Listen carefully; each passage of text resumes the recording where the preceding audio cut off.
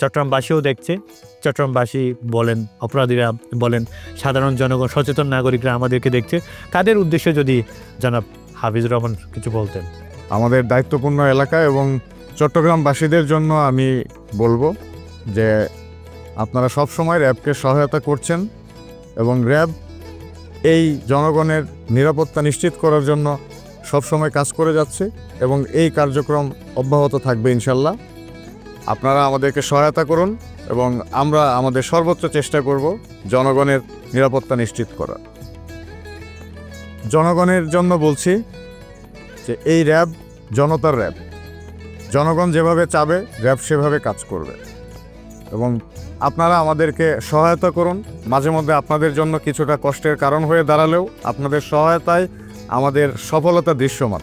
আপনারা সহায়তা নিশ্চিত করুন এবং ইনশাল্লাহ আমরা জনগণের নিরাপত্তা নিশ্চিত করতে পারব। সন্ত্রাসীদের জন্য বলছি, আপনারা যত বড় অপরাধী হন না কেন আইনের হাত থেকে কোনোভাবেই রেহাই পাবেন না। র্যাবকে আপনারা পূর্বেও দেখেছেন, এখনও দেখছেন।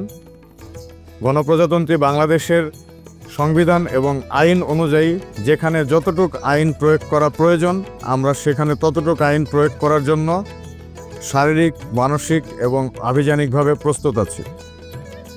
আপনাদেরকে বলবো অপরাধ জগৎ থেকে সরে আসুন, না হলে আজ কিংবা কাল আইনের আওতায় আপনাদেরকে অবশ্যই আসতে হবে।